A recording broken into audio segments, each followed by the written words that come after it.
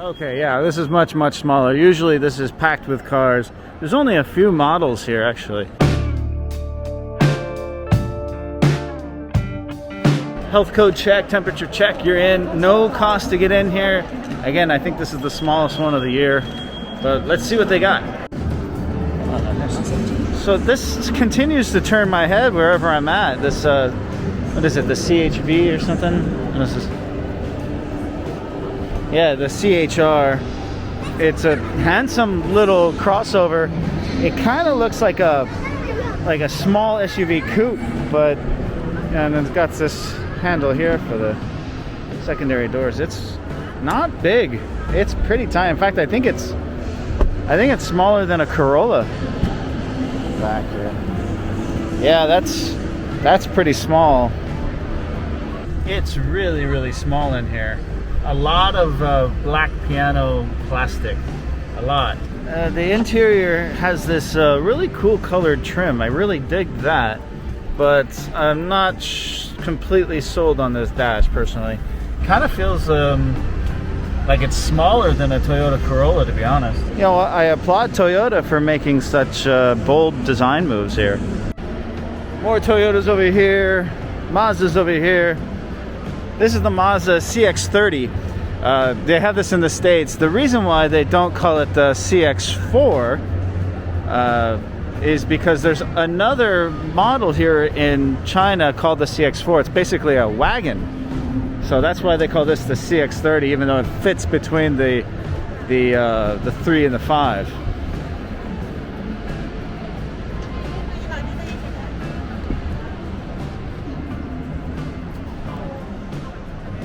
You know, I like Mazdas. Mazdas are pretty nice, you know. You know, I've always been a big fan of the CX-5. I just think it's a handsome SUV, and you know, all the other ones are starting to look a lot like it, but you know, it might be due for an upgrade, but it's still a high quality vehicle in my opinion. You know, things like the screen is a little small compared to some of the competition out there, but it still got a great reputation. I've driven these before, they're great. BAIC Group has the BJ40. They got a number of BJ40s here. Okay, I like the BJ40. For the price, the BJ40 is a better deal than the Jeep. Jeep Wranglers are, of course, you know, the gold standard when it comes to off-roading, I guess. And a lot of people say these look a lot like the Jeeps, but I really think that they're their own thing. And the Jeeps here in China are very expensive, whereas these are rather affordable. And if you're talking about quality goes, I think that these are a hell of a lot more comfortable on the inside. They have a better interior quality. The drivetrain, however, is not quite the same. It's hard to compare it. But I really like this two-door. This is really cool, the BJ40. And I know you can get a stick shift in these as well, but I mean, you climb in. When you sit in here, I mean, the roof panel is just a little bit better quality. The dash is also a hard plastic, but everything seems to be screwed in nice and tight. The center console looks like something you would get in a much more expensive SUV.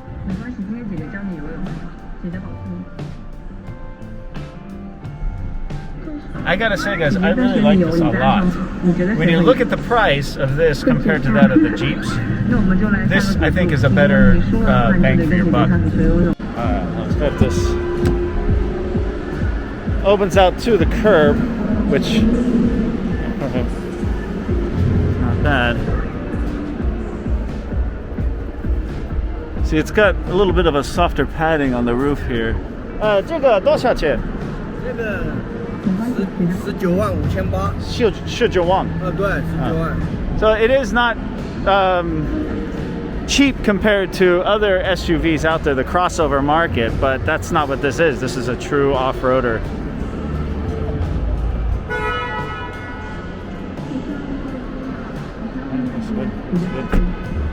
BJ also makes this. This is the G-Wagon, obviously, the Mercedes G-Wagon. This is the V6 version. I love the old traditional G-Wagon look. Yeah, it looks great. Complete with the, oh, I love that sound, you know, that's so great. boxy, not practical at all, but I mean, very cool. 多少钱？这个39万多。39万。39. 390,000 RMB for this thing. It's a hell of a lot cheaper than the Mercedes version of it. Hey, it looks good. It looks great, actually. But I think you can only buy this in China. All right. Moving over to Hongqi. Hongqi is one of the oldest and most luxurious brands made in China. This, of course, is the Hongqi H9, which is their flagship. Everyone says it's got some elements of other cars mixed in there, but all together, I think it's really its own thing. It's a beautiful car. I have seen these on the road. I've sat in them. I have not gone for a ride in them, but you can see this is a big luxury car, and I think it looks beautiful. The materials on the inside are not quite up to the standards of a BMW or a Rolls-Royce or anything of that nature, but I mean, you can see these seats are fantastic.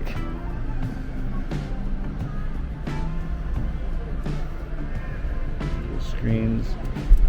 Yeah, see, this is what I'm talking about. This is not this is like a, I mean, everything in here is beautiful. Let's get that out of the way. This is a really well built, well designed car, but these pieces feel a little light to the touch.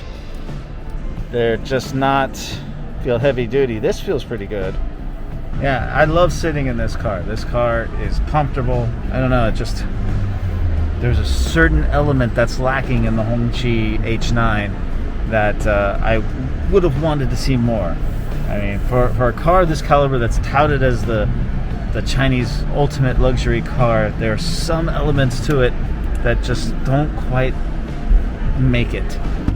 But still, like all things in China, the value you get, you know, the money that you spend, the value that you get is fantastic. This is the smaller little brother, the Hongqi H7. I see these a lot too. And then this is their big SUV. This is their HS7. I've not seen these on the road. Yeah, I sat in this one. Hey, this is big. Woo, this is really big.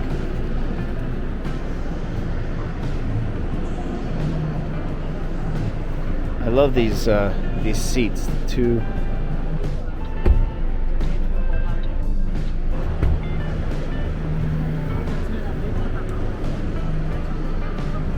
The HS5. It's the little brother to the HS7. I don't know, I gotta say, the HS7 looks like a handsome SUV. Moving over to Jeep. So we saw the BAIC group. Let's take a look at this Jeep and we'll compare it. So this is the four-door Jeep. The Sahara, so it's a higher trim level. And yeah, you can see here the material quality in here is pretty much the same. It's all a hard plastic. The screen is small. I know the screens are bigger in these. You can get bigger screens than that. But I do like the fact that you have a dual shifter here. I've driven Jeeps before, all throughout America. I went on a large road trip in these, and they're great. I love the Jeeps, don't get me wrong. Jeeps are awesome.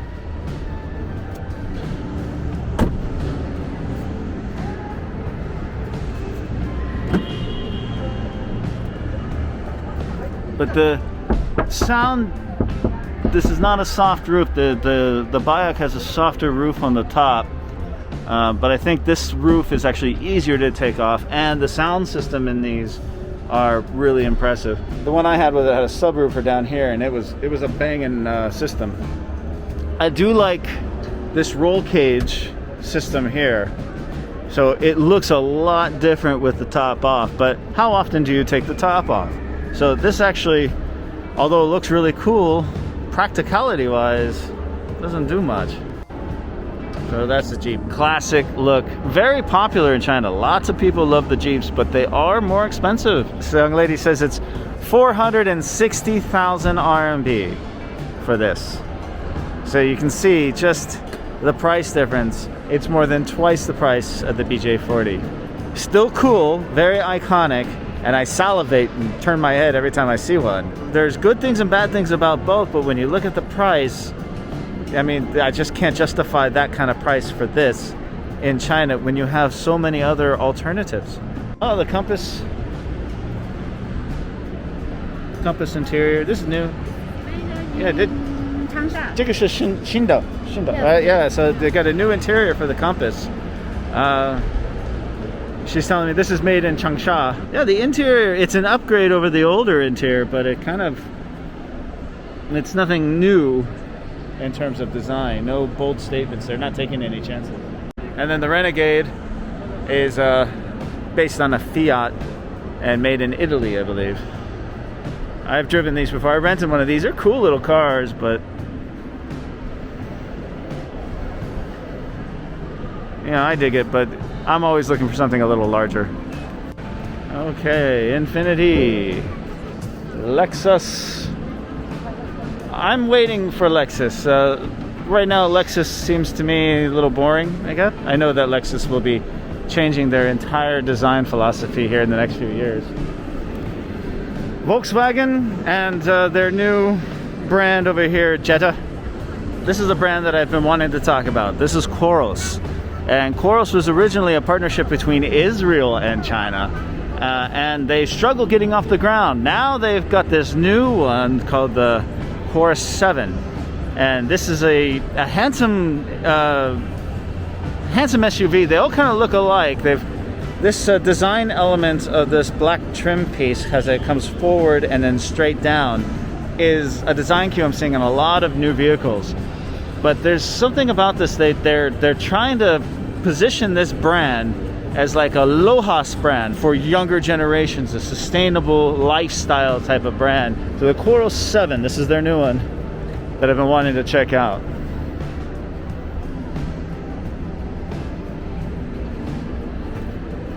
Another design feature I'm noticing is essentially this center screen stack. You've seen this a lot before, but also if you notice, the smaller instrument screen is actually indented a little bit into the dash.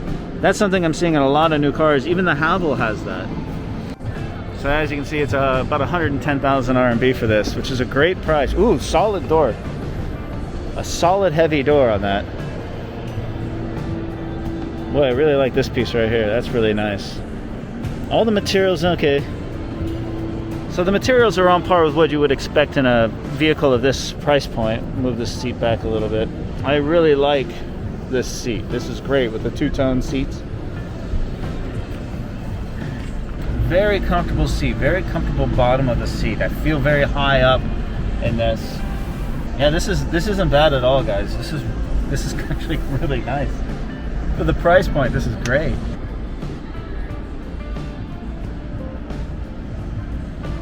I really like this trim right here, this brushed aluminum feel to it. Soft touch everywhere. Very clean dash. Yeah, all the switch gear seems very, very nice.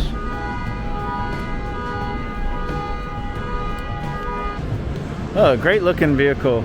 And for the price, again, you can't beat it. I mean, that's a big car. That's a really big car. There it is. Okay. Automatic lift gate. Pretty good boot size, not bad at all. And of course, yeah, it looks additional storage under here. That's great to see. 这个多少钱呢？哦，13万。对对对。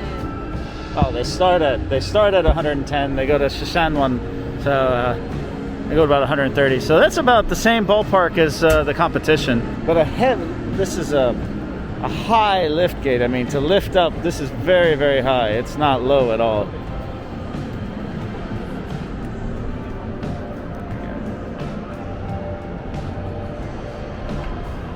Cool.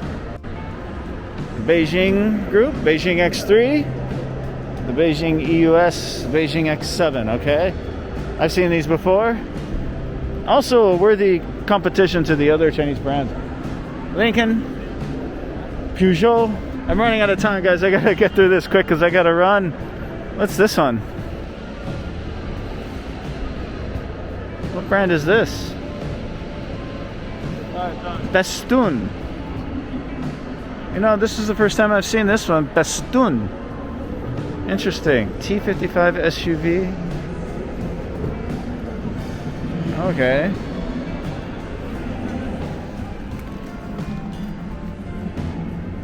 This is the first time I've seen this brand. This is, I'm gonna have to do more research. I don't know anything about it.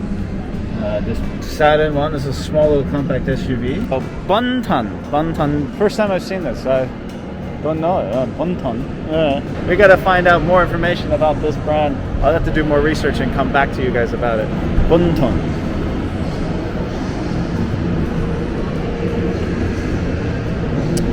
So this one's similar. This one's a little bit bigger, but this one has 3 screens. 1, 2, 3. A little bit. It's kind of a squeaky plastic on the center console here. I don't much like that.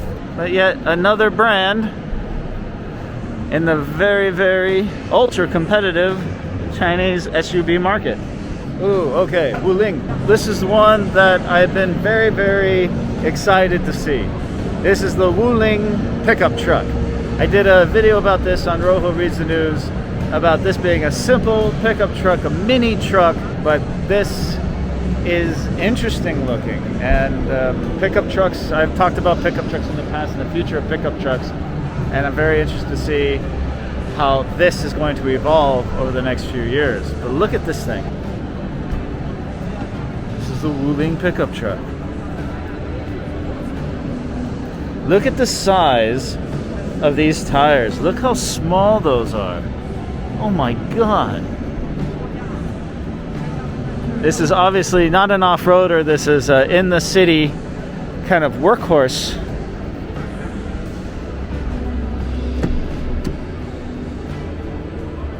Wuling, of course, having partnership with General Motors. So this is a General Motors brand.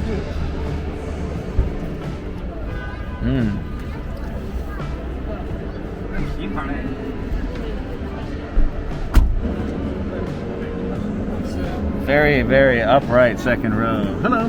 But you can see the price on this. I mean, that's very affordable pricing. I love these hooks. I would love to see more American trucks and trucks in general have these exterior hooks like the old Toyotas used to have. But it looks like these fold down? Down? It's old school latch. Look at that.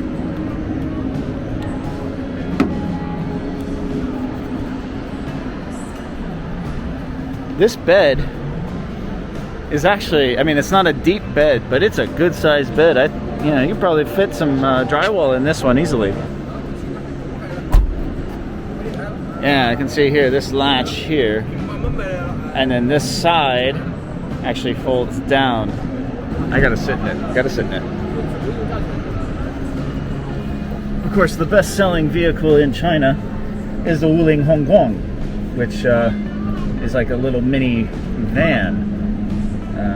This is similar to that as far in terms of its utility, its quality, and its affordability.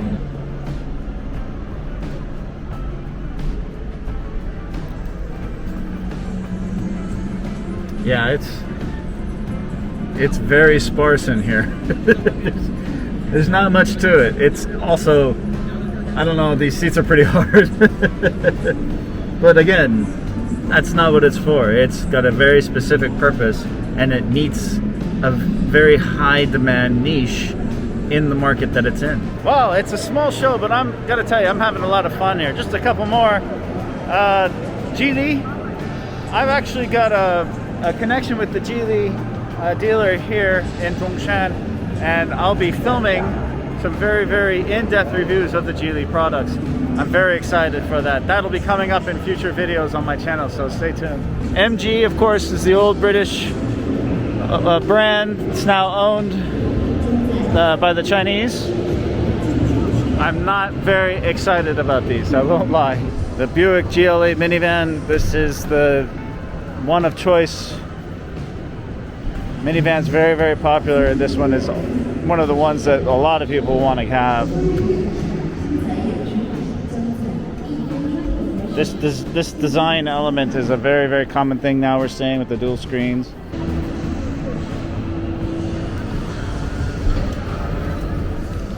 I'm sitting in the Buick, I think it's called the V Elite or something.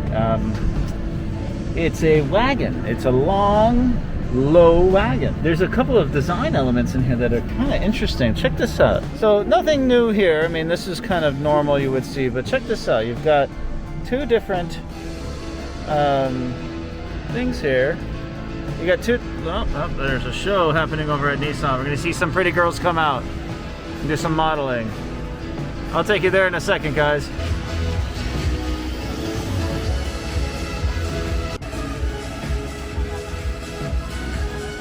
The models don't do anything. They literally just stand there for a couple seconds. They turn around, they move 2 feet to the side, and they walk back and forth, and that's all they do.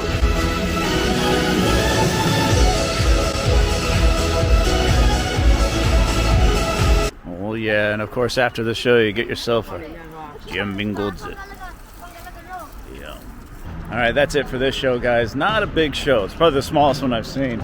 Didn't cost me any money to get in. And again, I only had like an hour to walk around.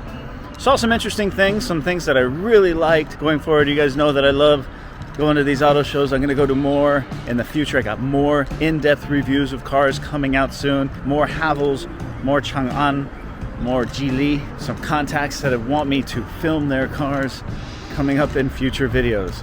So stay tuned to my channel and thanks for joining me on a beautiful day here in Zhongshan, China.